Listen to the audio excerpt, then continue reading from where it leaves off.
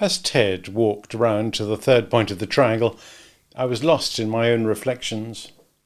How often I'd fallen into the role of persecutor.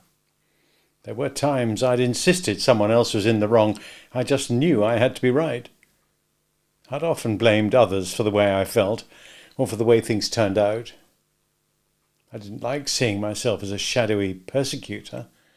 It felt better thinking of myself as the innocent victim. Ted reached out with a shell toward the upper left corner of the triangle and wrote an R. The rescuer.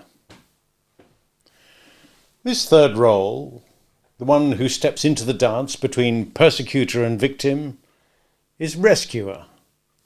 The dictionary defines the verb rescue this way: to free from confinement, danger, or evil, to save or deliver. The rescuer may also try to alleviate or lessen the victim's fear and other negative feelings. Here, too, a rescuer isn't always a person. Addictions to alcohol or drugs, sexual addiction, workaholism, all the ways we numb out, can rescue the victim from his or her feelings. I know how badly I want to escape from those feelings when I'm in despair, I admitted. Having one too many bottles of beer, playing just one more computer game, or zoning out with the sports channel might be rescuers I've used to feel better. But it sounds like you're making the rescuer out to be a bad guy, I added. Isn't the rescuer supposed to be a hero? Or at least a helper of the victim? It might seem that way on the surface, Ted responded. A person who steps into the role of rescuer usually does so with a sincere intention to help. But think about it. What the rescuer is doing, often unconsciously, reinforces the victim's poor me perspective by saying or thinking, poor you. Same message, different point of view. Ted pointed to the rolls with his walking stick as he spoke. So, you see, instead of helping or supporting the victim, the rescuer just increases the victim's sense of powerlessness. Unwittingly, the rescuer enables the victim to stay small, even though this may be the farthest thing from his stated intention. The victim ends up feeling ashamed and guilty for needing to be rescued and becomes dependent on the rescuer for a sense of safety. Rescuers look like good guys, but their helpful actions often cover up an underlying fear. Rescuers aren't bad either, but it is fear that motivates them to fly to the rescue. Persecutors fear loss of control. Rescuers fear loss of purpose. Rescuers need victims, someone to protect or fix, to bolster their self-esteem. Rescuing gives them a false sense of superiority that covers their fear of being inadequate. Rescuers get to feel good about themselves, as long as they don't admit that victims could meet their own needs without them. With victims to rescue, rescuers feel justified. They avoid abandonment by being there for others. They foster dependency by becoming indispensable to a victim's sense of well-being. But Ted, now you're making the rescuer sound like a persecutor, I objected. You're onto something there, he said. It's not unusual for a victim to switch from seeing the rescuer as a kind of saviour to seeing her as a persecutor who reminds the victim of his dependency. In reality, the rescuer avoids becoming a victim herself, which is the same motive that drives the persecutor's behaviour. The rescuer, though, is avoiding abandonment and loss of purpose. The rescuer often sets herself up for disappointment and rejection when a victim won't do as she advises or doesn't appreciate her help. Then the rescuer feels like a martyr, one more name for a victim. Ted stood up straight and again motioned with his walking stick towards the drama triangle he had drawn in the sand. Ted explained, "The drama triangle, made up of these three roles, shows up in many different cultures. It's maintained through stories, movies and folk tales. Many of the classic fairy tales perfectly depict the drama triangle. Consider the ancient example of the damsel in distress, a victim, who anxiously awaits her rescue from the villain, persecutor, by the handsome prince, rescuer, who is then supposed to protect her throughout a lifetime lived happily ever after. It may seem that the tale reaches a happy ending, but in reality, the drama triangle's pattern ultimately repeats itself. Eventually, the prince, husband, becomes domineering, and the damsel, wife, becomes dependent or grows cold to her saviour's advances. The rest of the story, what happens after the illusion of a cheery ever after, fades away. That's where the drama triangle shows its true colours. This dreaded dynamic is all too common in human relationships. Shifting roles. The drama triangle is a tangled web, Ted continued. A person may play any one of these roles, or he may vacillate between them. The roles may be obvious and explicit, or subtle and seductive.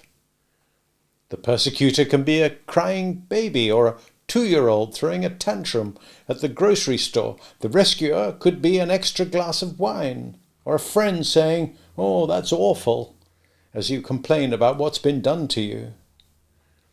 The 3 roles are intertwined, so when a person changes positions, the other people involved must shift their roles as well.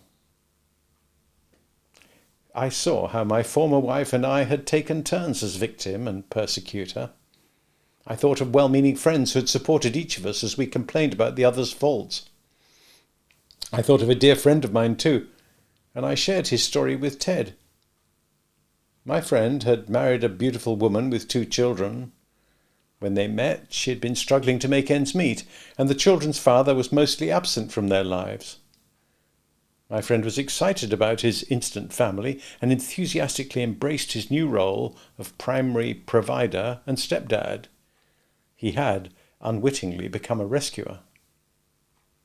As my friend worked to save his damsel from her distress, several years passed, and the children entered that often rocky road of adolescence. He and his wife argued about what it was reasonable to expect from their teenagers. My friend's wife felt he was critical and judgmental of her parenting. But from his perspective, my friend was only offering helpful alternatives. He had maintained his role as rescuer. What he didn't realize was that his wife had stopped thinking of him as her rescuer and had now cast him in the role of persecutor. My friend's wife sought comfort with friends and co-workers who supported her victim stance, new rescuers. She lashed out at him in reaction to her feelings of victimization. When this happened, he felt like a victim. To her, persecutor counterattack. The 2 saw a series of couples counsellors looking for rescue, but their marriage finally ended in divorce. I added, he was depressed and withdrawn for months after that. "It's true," said Ted. "These dramas often lead to despair.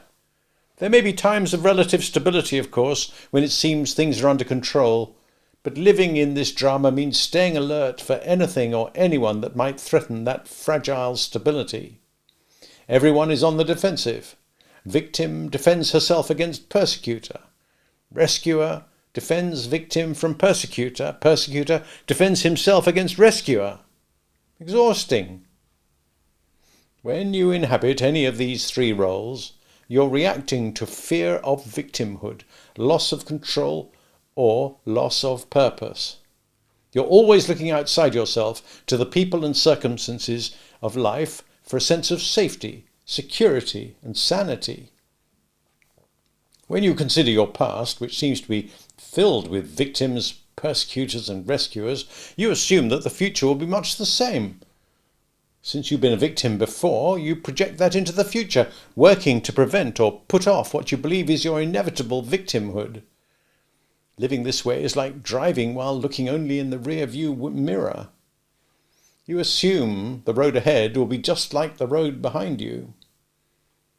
When you accept this as the way things are, the chance of the dreaded drama triangle repeating itself dramatically increases. These beliefs are often formed quite early in life. They've been with you so long, you're completely unaware of them and their power. I looked out at the ocean and took in Ted's words. They felt like a tidal wave that engulfed me as I saw how much of my life reflected the turmoil of the drama dynamic. Ted continued, ultimately, the drama dynamic results in spiritual destruction. As you resign yourself to the inevitability of the pattern, your spirit suffers and gradually withers. Perhaps that's why so many people suffer from depression. One absorbed in the drama dynamic sleepwalks through her days, believing that this nightmare is just the way things are. It's a toxic mutation of the human relationship, and it pains me to see it played out so often. I call it the dreaded drama triangle, the DDT. Do you know about DDT? Isn't that the poisonous chemical that they used for years to kill insects, the one that was later banned in most parts of the world? I said. Yes, it is a toxin. Banning the poisonous, dreaded drama triangle, the DDT, from the affairs of humankind would make the world a saner and safer place, too. Don't you think? Just then I heard the crashing of a wave on the beach. Glancing out at the ocean, I realized that the tide had turned. Ted noticed, too. He said, before the tide comes back in, there's one more thing I want you to know about. Let's move up there to those rocks. I'll show you the atmosphere the DDT thrives in. It's called the victim orientation.